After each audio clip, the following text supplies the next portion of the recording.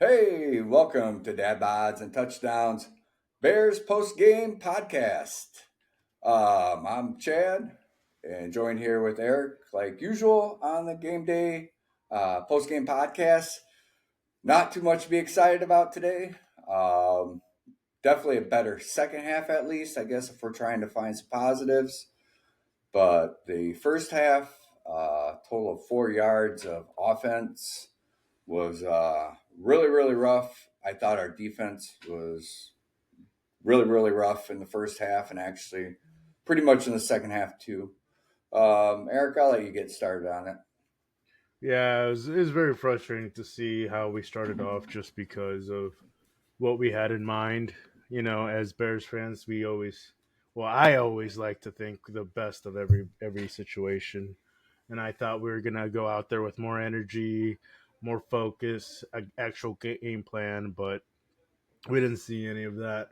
We saw Caleb getting pressured, the offensive line looking like complete utter bad word, kind of thing. Shit. I mean, it's just ridiculous to see that type of play. And Jake was getting mad because he was holding on to the ball too long, but I didn't think it was that. It was just nobody was open, and every time he tried to escape the pocket, he couldn't do what he had to do. And it just the game plan overall wasn't the best, and we should just know that Brown is not ready to be a head coach. I mean, it's just what it is. He has a lot of potential, but I don't think he's there yet. I don't know what you think about that.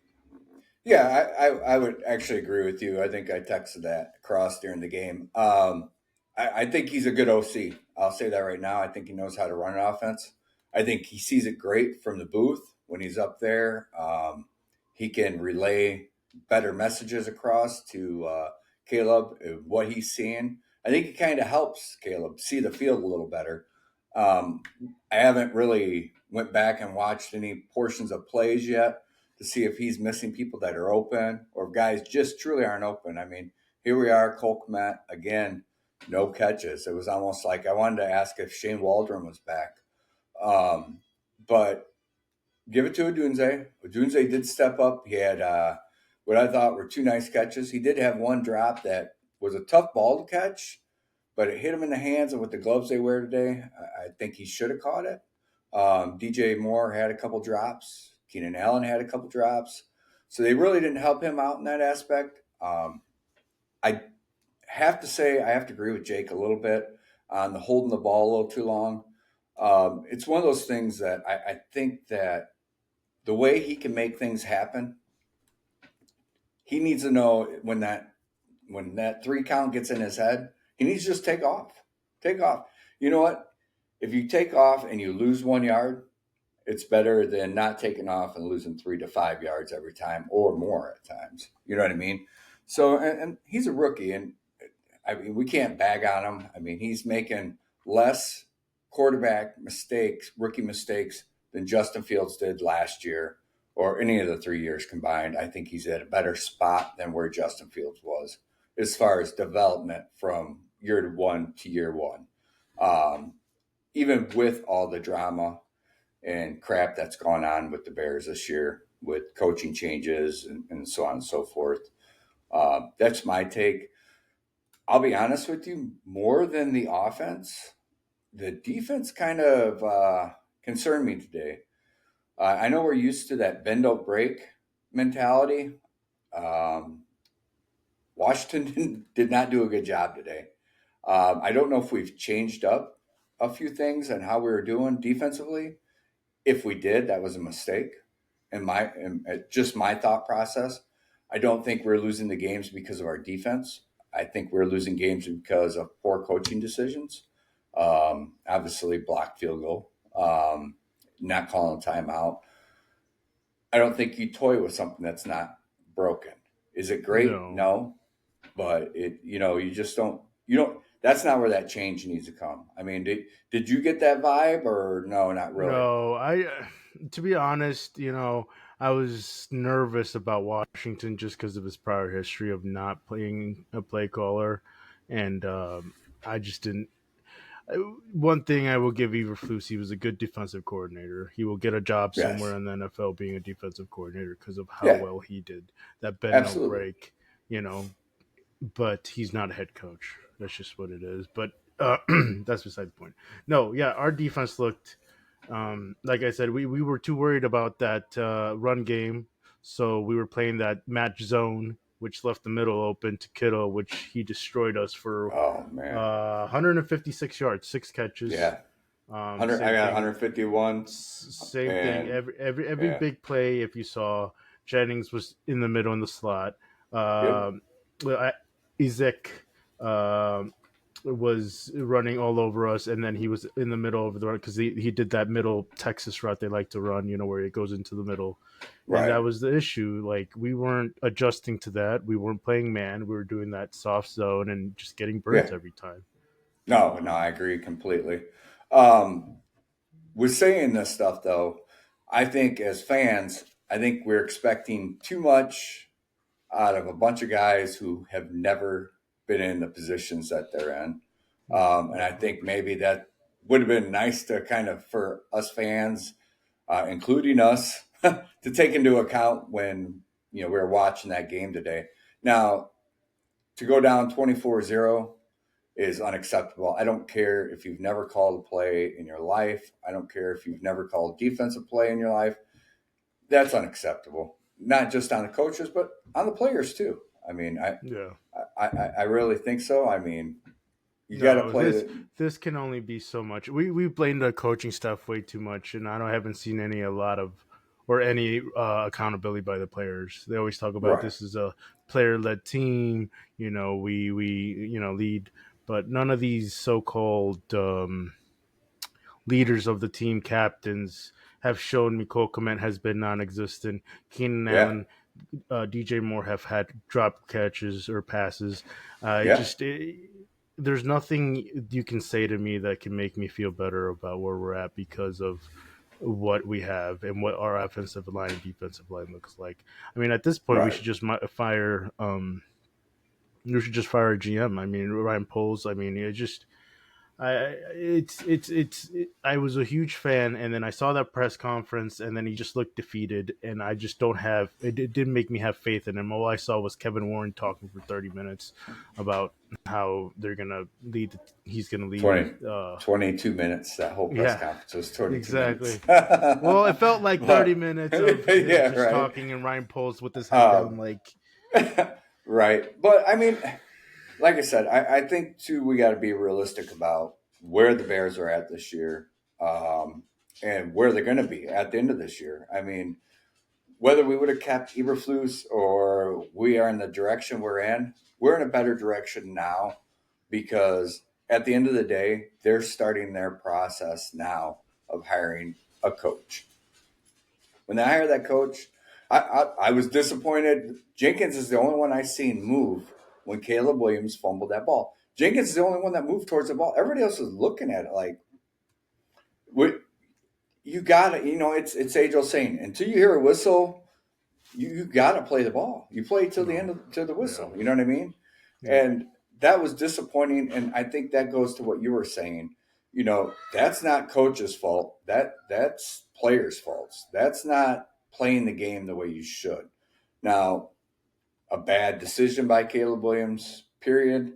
On that, I mean, you can't go to throw that ball and then decide at the last second you're going to hold on to it. You're going to fumble that ball every time, especially with the momentum he comes across his body to throw that ball. He's gonna let go of it. I mean, whether you throw it in a bad spot or you fumble it, it's still bad. Um, I yeah. thought that was very costly, not just on him, but on that everybody on that offense that didn't go towards that ball. I was screaming, "You go!" It's a fumble, and they're like, "Oh no, it's an interception." No, when that goes to that old tuck rule, and they finally talked about it, and so it was just disappointing. I think I put this on the players as much as I do the coach, but I definitely think we're putting too much into what we've been given at this No, point in yeah, time. I agree. So I mean, it was a dumb idea to think that A coach that was a passing game coordinator could come in 3 weeks and change the whole Yeah, outlook of that team, which we should have known better.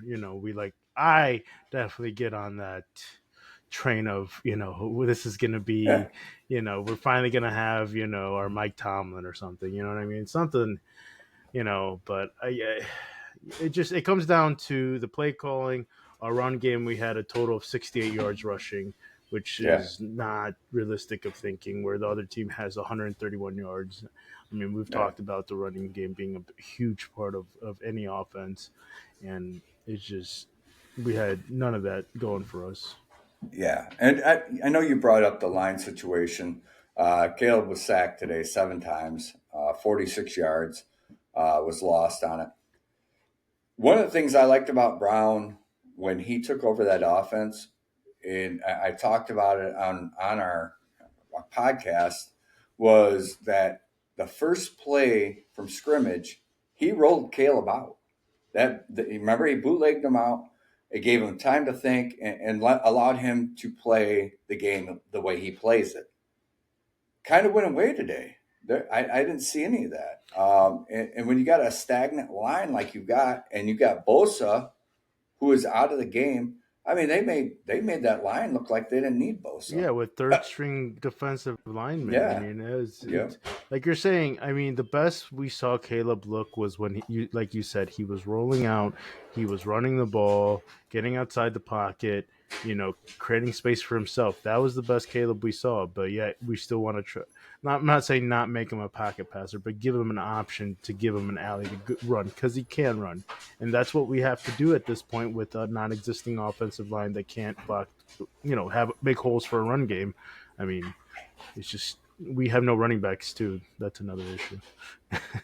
no, I agree completely and totally on that one.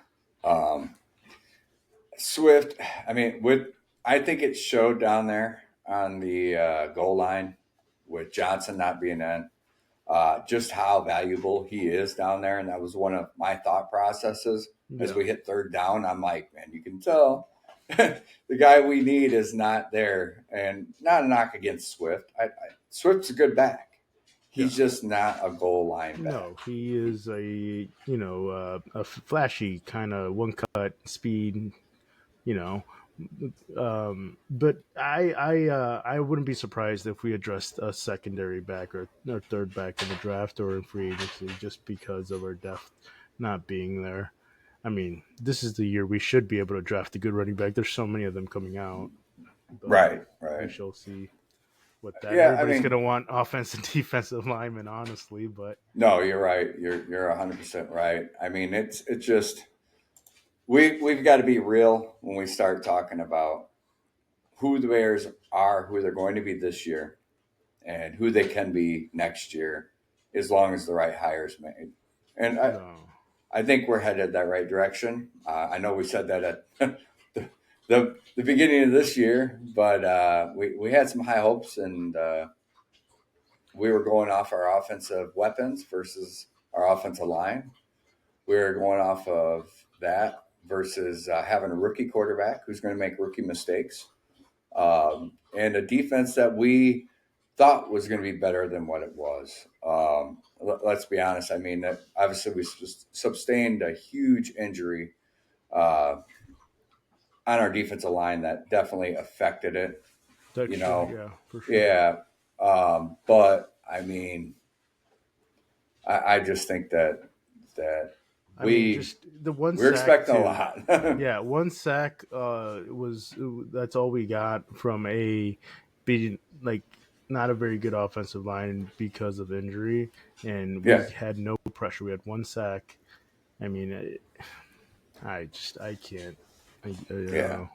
I mean, we leave San Francisco and we go into Minnesota. I mean, we play the Vikings, who, to be quite honest with you, their defense is not impressive like it was at the beginning of the year. I think Caleb was successful against them. Um, I don't know what to expect going into that. I don't expect a victory. I'm just going to be 100% honest. I want a victory there. I don't. I'm not worried about a draft choice. I want to see wins at the end of the season. Um, I don't want to see us win and get caught in the Thomas Brown trap. That I can say. I don't think so. I mean, Yeah, after seeing what he did this week, I don't think he's yeah, ready.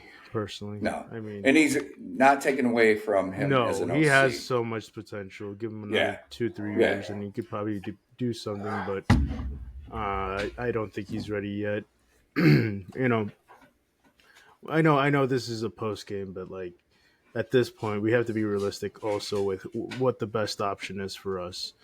And honestly, we need someone like a Belichick or a Vrabel just because of what they can bring. I know you don't like that aspect. no, I know you don't yeah, because they're yeah. older and stuff, but they know what they know and they know how to do it. I If mean, if they you have a bring, I don't want quarterback. to. They have a The one quarterback. I mean, I will that's say just this. Yeah, but I will say this. Belichick is a hard no for me. It really is. And I think that actually, if you listen to the NFL pregame this morning on Fox, they had Edelman on there, they had Brady, and they had Gronk, all three of them. yeah, And they asked him about, because obviously Belichick interviewed for North Carolina, yeah. and they asked him how they felt about how he was going to do. And they're like, they can't see him sitting down and recruiting an 18-year-old kid, especially in today's college football, the way it is. Right, right. Um, I think that also transfers to the NFL now. I don't think the Belichick way does not work in the NFL with today's players. I will agree. I think this is the deal. If you hire Vrabel, all right, then you better be prepared to spend $2 million on an OC. You I know, mean, that's what at you're gonna least. do. You can keep Yeah, Thomas Brown at least. Keep yeah. him I think as it'd your stay for OC. 2 mil. Yeah, Yeah, keep him as your OC. Keep developing that relationship and see what happens. But you need like I hate they keep using a leader of men, leader of whatever, but you need someone that can develop the whole team and not just the offense or the defense. We need someone that can develop, the linemen, the defensive line, the receivers, because the yeah, only people we saw develop under Eberflus was maybe the cornerbacks. The secondary. I didn't see any development from our defensive or offensive line. I mean, no, Dexter looked a I little would agree. better, but I don't know if that was more Dexter than what we have as coaching.